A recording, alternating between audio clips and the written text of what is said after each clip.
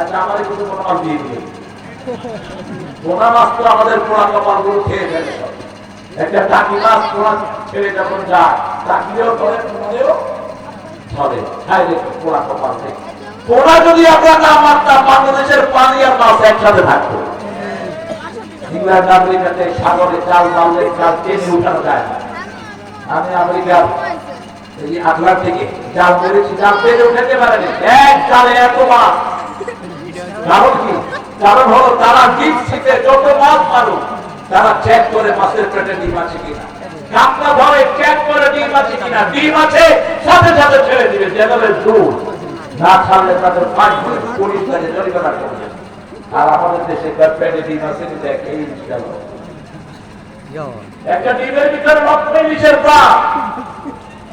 আর ছাগল খাই তাও তার আপনারা দিয়ে খাসি কি খাসি এই খাসি করে দিলে হাজার হাজার ছাগলের প্রজনন শেষ একটা ছাগল যদি আপনি খাসি করে দিবেন